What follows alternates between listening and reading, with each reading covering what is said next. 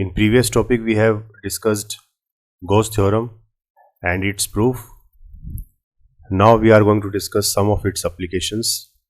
So the very first application is electric field due to an infinite line of charge. तो देखिए इससे पहले भी हमने ये टॉपिक किया था और हमने गॉस लॉ हमने किस लिए स्टडी करते हैं ताकि हमारा जो काम है वो आसान हो जाए, ठीक है ना। गॉस लॉ से जो भी हम डेरिवेशंस करते हैं वो हमारे इजी हो जाते हैं। तो इलेक्ट्रिक फील्ड हमने निकाली थी इनफाइनेट लॉन्ग चार्ज्ड, मतलब कोई भी मान लीजिए इनफाइनेटली लॉन्ग कोई चार्ज है, ठीक है ना, लीनियरली कोई चार्ज डिस्ट्रीब्यूट हो रखा है लेंथ वाइज, और इसके वजह से हमने कोई भी इलेक्ट्रिक फील्ड मतलब एट ए पॉइंट पी, इस पी के ऊपर हमने इलेक्ट्रिक फील्ड निकाली थी। तो जनरली देखिए जो पीछे जो हमने किया था उसमें हमने क्या देखा था कि जो इलेक्ट्रिक फील्ड की वैल्यू आई थी वो क्या आई थी, इक्वल्स टू के टू लैम्डा अपॉन आर, ठीक है ना। तो ये हमने इलेक्ट्रिक फील्ड वहां पे देखी थी, तो यही चीज हम यहां ड्राइव करेंगे। अब देखिए कोई भी लीनियरली चार्ज डिस्ट्रीब्यूट हो रखा है, तो मान लीजिए इस लीनियर के ऊपर जो टोटल चार्ज है वो क्या है आपका, क्यू अमाउंट का चार्ज है। टोटल चार्ज क्या है, क्यू अमाउंट का चार्ज है। तो लीनियर चार्ज डेंसिटी क्या होती है, lambda is equal to charge per unit length. मान लीजिए इसकी लेंथ एल है, तो क्यू यहाँ पे किसके बराबर हो गया अपना, लैम्डा एल, ठीक है ना। तो लीनियर चार्ज डेंसिटी के हिसाब से। अब इलेक्ट्रिक फील्ड जो होती है हमें पता है कि पॉजिटिव चार्ज से इलेक्ट्रिक फील्ड जो है बाहर की तरफ ओरिजिनेट करती है, ठीक है ना। अब मैक्सिमम इफेक्ट कब आता है, जब वो इलेक्ट्रिक फील्ड कैसे निकले, परपेंडिकुलरली पास हो, ठीक है ना। तो ये इलेक्ट्रिक फील्ड लाइन से मान लीजिए इस तरीके से, ये इलेक्ट्रिक फील्ड लाइन से दोनों तरफ कोई पॉजिटिव चार्ज से हमेशा इलेक्ट्रिक फील्ड लाइंस क्या होती हैं, एमिट करती हैं। तो ये इलेक्ट्रिक फील्ड लाइंस हो गई, ठीक है, ये इलेक्ट्रिक फील्ड लाइंस हो गई, ये इस तरीके से।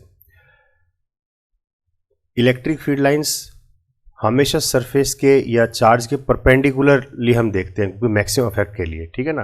तो कभी भी लीनियरली नहीं होगा। अब लीनियर चार्ज डिस्ट्रीब्यूट, अब चार्ज इसी लाइन के ऊपर है तो इस लाइन के अलोंग हम इस तरीके से हम इलेक्ट्रिक फील्ड कभी भी जनरेट नहीं होती है, ठीक है ना। इस चीज को ध्यान रखना आप, लीनियरली कभी भी नहीं होगी, हमेशा परपेंडिकुलर, ठीक है ना, होती है। तो इस वाले फैक्टर के ऊपर हम ये चीज़ नेग्लेक्ट करेंगे कि यहाँ पे इलेक्ट्रिक फील्ड नहीं आएगी, ठीक है। और हम आगे भी प्रूफ करेंगे ये चीज़ें, आपको मैं आगे प्रूफ करके बताऊंगा कि क्यों नहीं होती हैं, ठीक है ना। अभी के लिए आप ये मानो कि यहाँ पे जो है लेटरल इसके लाइन के अलोंग जो है कभी भी इलेक्ट्रिक फील्ड नहीं होती है, ठीक है ना। इसको आप ऐसे समझिए कि जैसे कोई भी चार्ज अगर मूव कर रहा है, ठीक है ना, तो चार्ज अगर इस तरीके से मूव कर रहा है, वेलोसिटी ये है, तो इलेक्ट्रिक फील्ड उसके हमेशा परपेंडिकुलर डायरेक्शन में रहेगी, ठीक है ना। और इन दोनों के ही परपेंडिकुलर होती है मैग्नेटिक फील्ड। तो velocity of charge particle, electric field associated with that charge and magnetic field, all the three components are mutually perpendicular to each other. तो हमेशा परपेंडिकुलर होते हैं, ठीक है ना। तो कभी भी इलेक्ट्रिक फील्ड अलोंग नहीं होगी, ठीक है। तो इस तरीके से नहीं आएगी, तो ये वाला फैक्टर नहीं आएगा, ठीक है ना, ये वाला फैक्टर नहीं होगा। तो हमेशा परपेंडिकुलर इस तरीके से निकलेंगे इलेक्ट्रिक फील्ड लाइंस। अब गॉस थ्योरम की हेल्प से हमें प्रूव करना है इस चीज़ को। तो गॉस थ्योरम कब हम अप्लाई कर सकते हैं, तो Gauss theorem is only applicable when there is a close surface. तो क्लोज सरफेस हमें लेना पड़ेगा।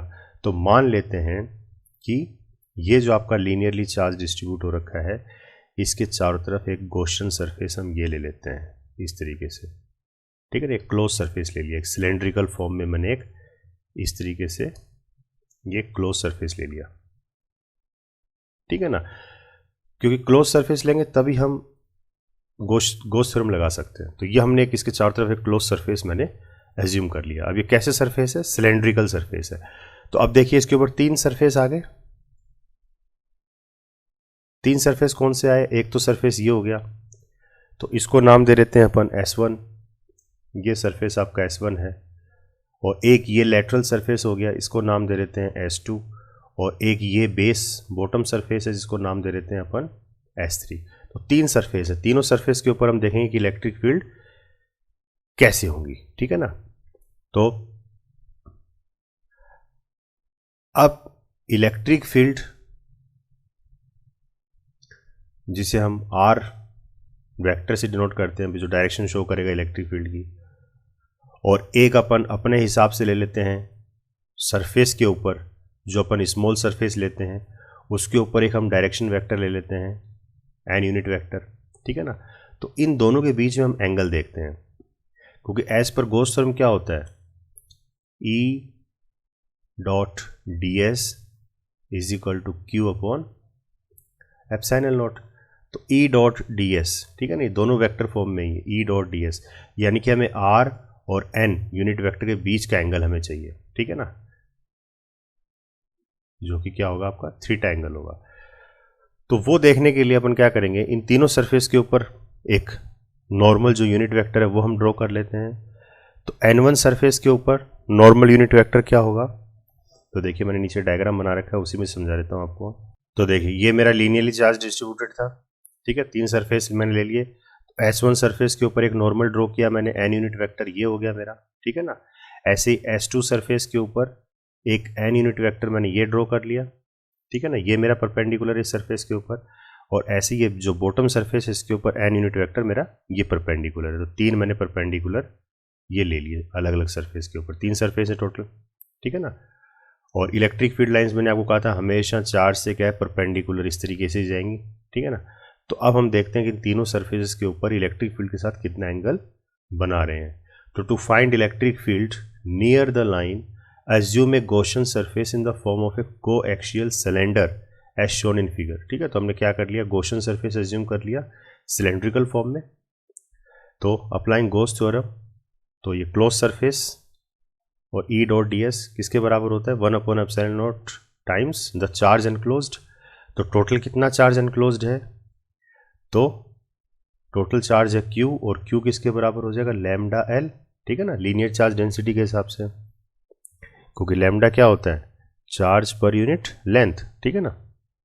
तो यहाँ पे आ जाएगा अपना Q की जगह lambda L upon epsilon naught. Here enclosed cylinder consist of 3 surfaces से S1 S2 एंड S3। तो 3 सरफेस हैं, ठीक है ना, S1 S2 और S3 जो ये सिलेंडर कवर कर रहा है। तीनों सरफेसेस के हिसाब से इलेक्ट्रिक फील्ड क्या बनेगी, तो देखिए line integral of close surface E dot D S, इसको हम तीनों सरफेसेस के हिसाब से डिस्ट्रीब्यूट कर लेंगे, S1 S2 और S3 के हिसाब से इसको हमने तोड़ लिया, ठीक है ना। अब S1 के हिसाब से इसको ओपन कर लेते हैं। तो E डॉट डी एस क्या होता है, E D S cos theta, ऐसे ये भी क्या हो जाएगा E D S cos theta, और ये भी क्या हो जाएगा E D S cos theta. अब S1 को देख लेते हैं, तो S1 क्या बन रहा है, ई डी एस और कोस थीटा कितना आएगा S1 सरफेस के लिए, तो n यूनिट वेक्टर और r जो है वो मतलब इसी की डायरेक्शन शो करेगा अपने को, r वेक्टर इलेक्ट्रिक फील्ड की, ठीक है ना। तो दोनों के बीच में एंगल कितना आ रहा है 90 डिग्री, तो कोस 90, ठीक है ना, और कोस 90 कितना होता है 0 होता है। ऐसे ही देखिए E2 सरफेस के लिए इलेक्ट्रिक फील्ड की डायरेक्शन भी यही है, और n यूनिट वेक्टर जो सरफेस के ऊपर जो परपेंडिकुलर हमने लिया है वो भी डायरेक्शन यही शो कर रहा है। तो दोनों के बीच में एंगल कितना है 0 डिग्री, तो कोस जीरो कितना होता है 1 होता है, ठीक है ना। और थर्ड सरफेस के लिए देखिए ई डी एस कोस 90 डिग्री आएगा, तो 90 डिग्री कोस 90 ये भी अगेन क्या हो जाएगा आपका 0 हो जाएगा। तो अपने पास देखिए ये फैक्टर खत्म हो गया, ये फैक्टर खत्म हो गया, अपने पास सिर्फ ये फैक्टर बचा। तो क्या बचा, ई डी एस और इधर lambda L upon epsilon naught. E बाहर आ जाएगा, डी एस स्मॉल सरफेस था, तो एंटायर सरफेस, अब एंटायर सरफेस किसके अलोंग बचा है, ये वाला सरफेस बचा है, मतलब अपर पार्ट और लोअर पार्ट तो खत्म हो गया, ये वाला सरफेस बचा है। अब ये सरफेस क्या होता है, लेटरल सरफेस होता है ना सिलेंडर का। तो सिलेंडर का लेटरल सरफेस का फॉर्मूला क्या है, या कर्व्ड सरफेस का फॉर्मूला क्या है, तो curved surface area of cylinder क्या होता है 2 पाई आर एल, ठीक है ना।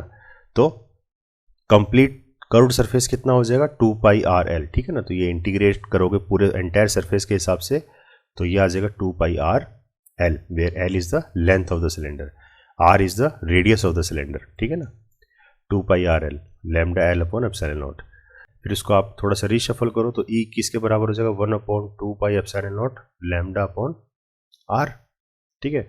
एल से एल आपका कट जाएगा, और इसको आप मल्टीप्लाई कर दीजिए, न्यूमरेटर और डिनोमिनेटर को 2 से मल्टीप्लाई कीजिए तो क्या बन जाएगा 1/4πε0 2 λ/r। और 1/4πε0 किसके बराबर होता है k, तो k 2 λ/। So this will be your electric field due to an infinite line of charge. Clear. अब नेक्स्ट देखिए, electric field due to a charged spherical shell.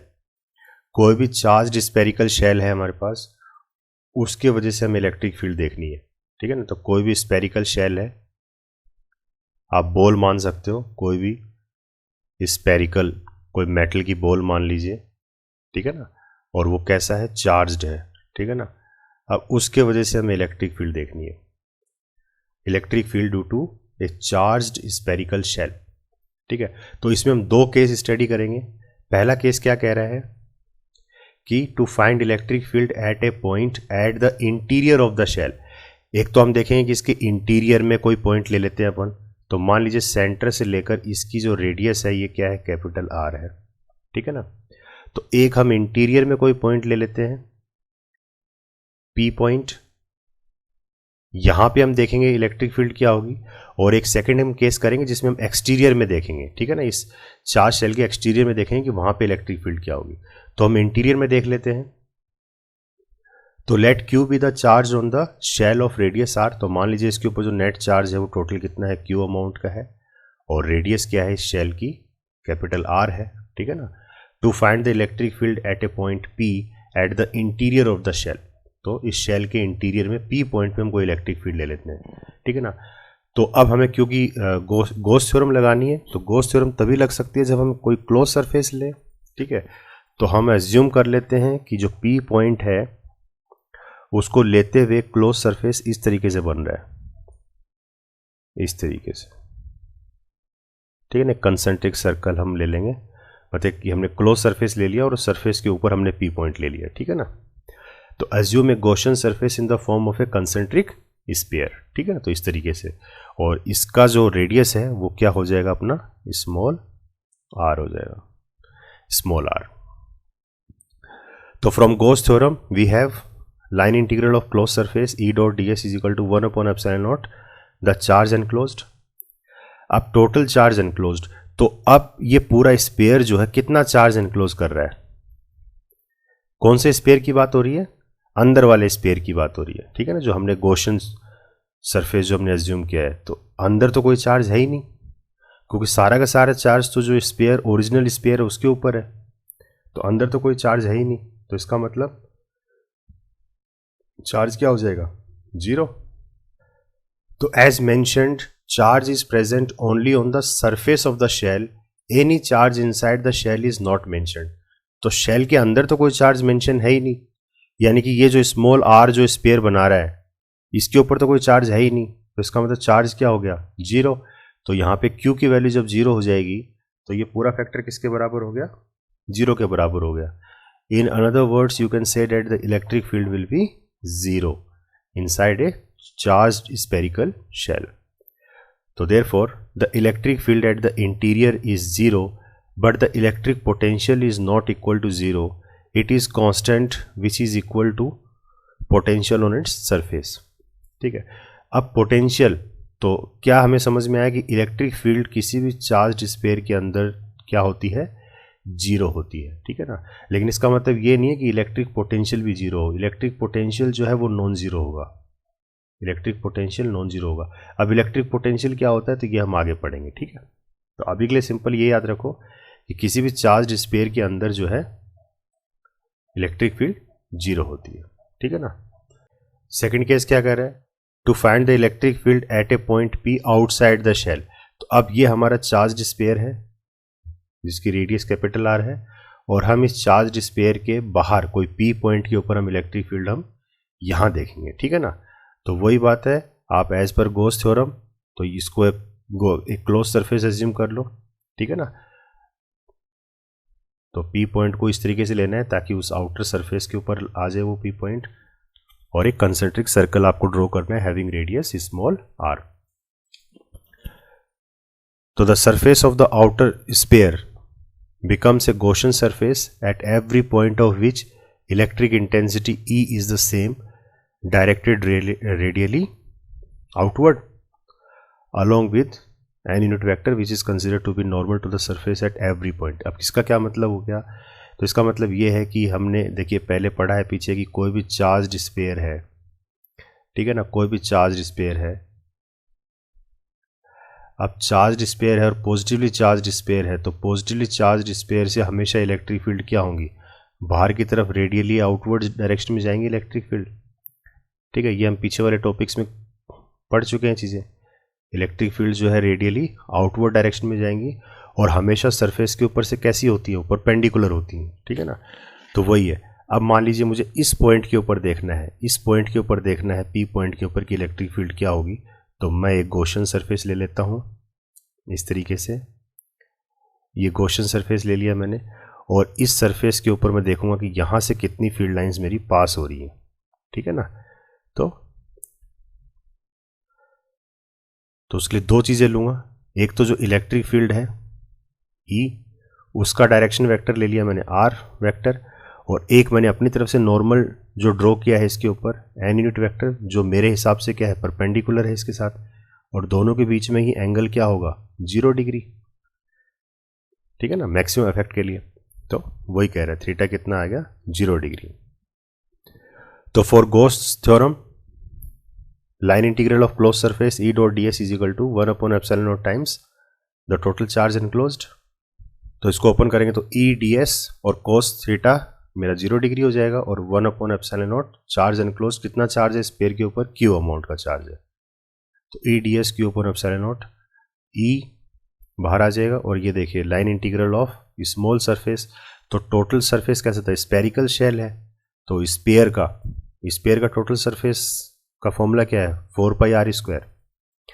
तो 4 pi R square Q upon epsilon naught, तो ये क्या बन जाएगा? 1 upon 4 pi epsilon naught Q upon R square. तो ये हो जाएगा E equals to K Q upon R square, ठीक है। So this will be the electric field at a point outside the charged spherical shell.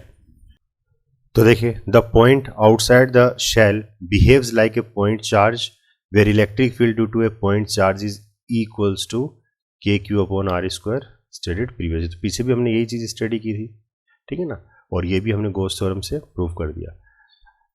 तो अब हमारे सामने दो चीज़ें आती हैं कि किसी भी चार्ज स्फीयर के अंदर इलेक्ट्रिक फील्ड क्या होगी और बाहर इलेक्ट्रिक फील्ड क्या होगी। तो इसी चीज़ को अगर हम ग्राफिकली देखें तो क्या समझ में आता है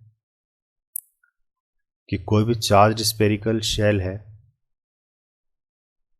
कोई भी स्फीयर है जो पॉजिटिवली चार्ज है मान लो, ठीक है, और इसकी रेडियस क्या है? आर रेडियस है। तो इसके अंदर इलेक्ट्रिक फील्ड क्या होगी और इसके बाहर इलेक्ट्रिक फील्ड क्या होगी? दो पॉइंट हम ले लेते हैं, एक पी पॉइंट ले लेते हैं और एक अपन क्यू पॉइंट ले लेते हैं। तो इस चीज़ को हमें ग्राफिकली अगर शो करना हो तो अंदर हमने क्या देखा? इलेक्ट्रिक फील्ड क्या है? 0 है, ठीक है ना। तो अब मान लीजिए ये जो डिस्टेंस है ये हमने ले लिया स्मॉल r, ठीक है ना, ये इसको r1 कह लो।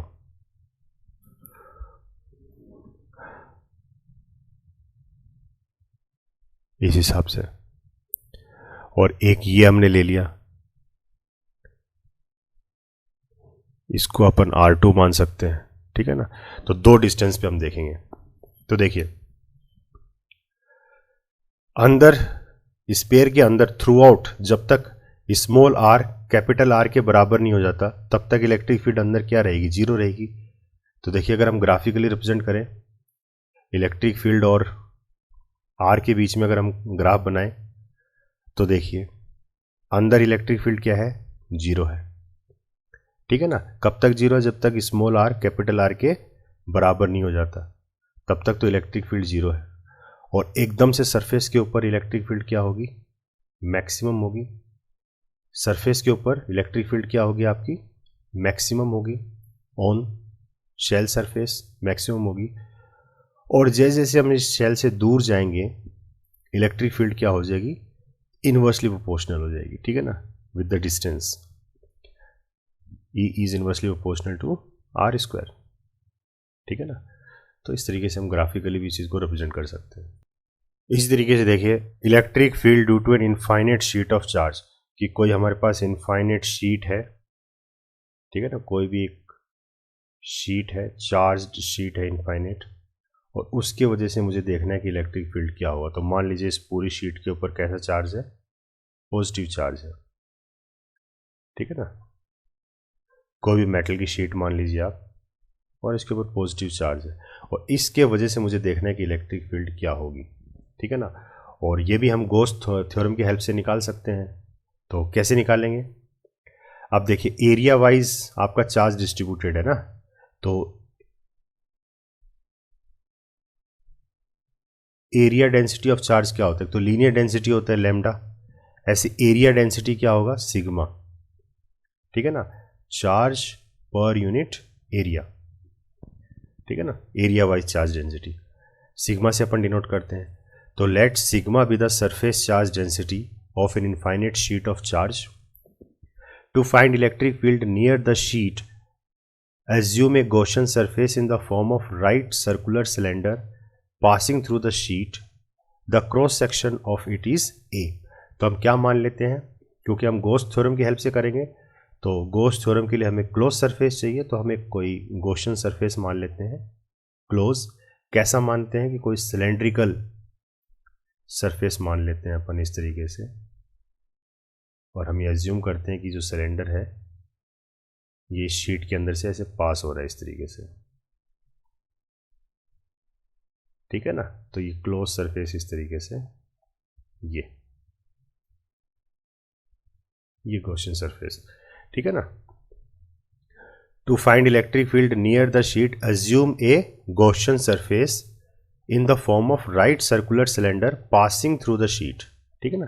तो एक राइट सर्कुलर सिलेंडर हमने मान लिया जो कि शीट के अंदर से पास हो रहा है, तो ये हमने अज्यूम कर लिया, ठीक है ना। और इसका जो क्रॉस सेक्शन एरिया है वो कितना है, वो ए है, ठीक है ना, क्रॉस सेक्शन एरिया ए, और हैविंग रेडियस आर।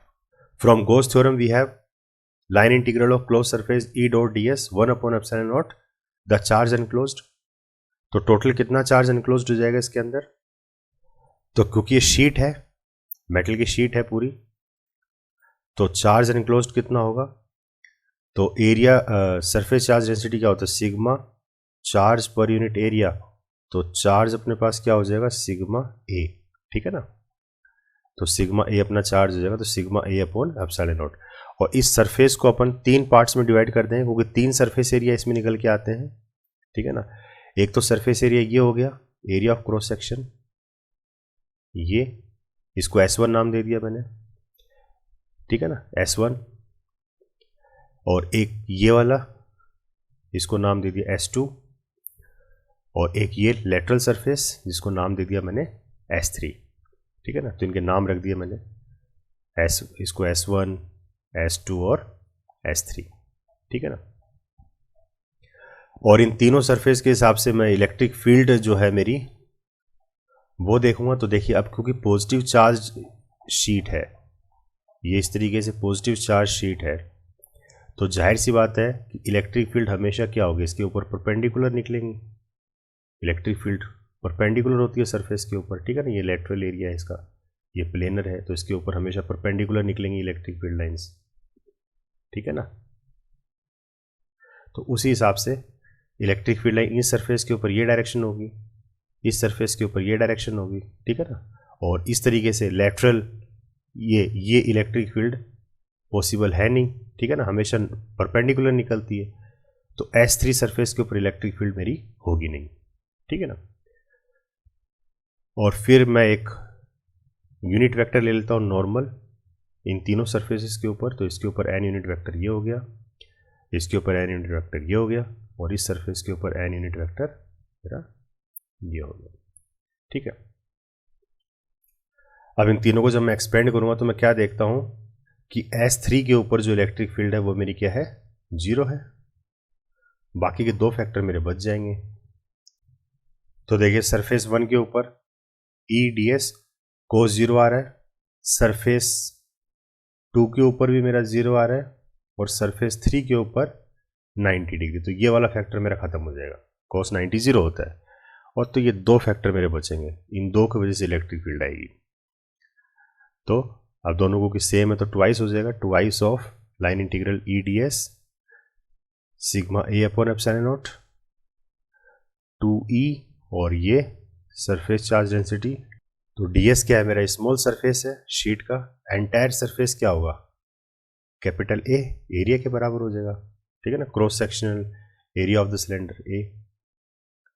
तो ds किसके बराबर हो जाएगा, ए, तो E2EA sigma A upon epsilon naught. तो इलेक्ट्रिक फील्ड क्या बन गई मेरी, सिग्मा अपॉन 2 एप्सिलॉन नॉट। तो ये इलेक्ट्रिक फील्ड आएगी।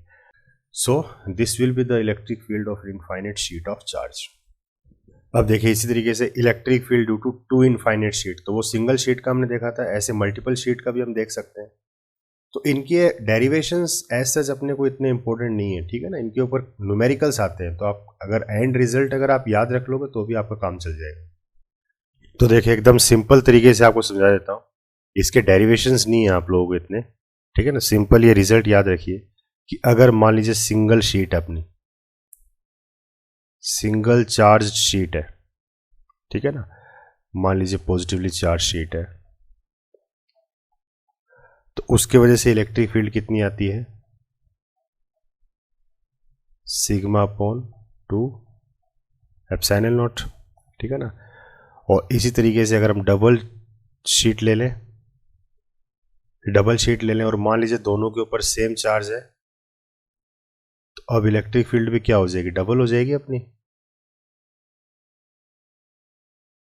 ठीक है ना। सिंगल शीट की वजह से ये आ रही थी, तो डबल शीट की वजह से इलेक्ट्रिक फील्ड क्या आ जाएगी, तो ये भी डबल हो जाएगी, यानी कि sigma upon 2 epsilon not plus पहली शीट की वजह से, और ऐसे sigma upon 2 epsilon not second sheet की वजह से। तो ये कितना हो जाएगा, 2 सिग्मा अपॉन 2 एप्सिलॉन नॉट, तो कितना हो जाएगा, सिग्मा अपॉन एप्सिलॉन नॉट, ठीक है ना।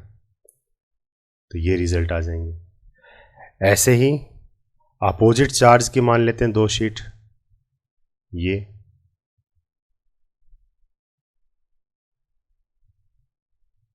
दो शीट है, दोनों पे अपोजिट चार्ज है, एक पे मान लीजिए पॉजिटिव है और दूसरे पे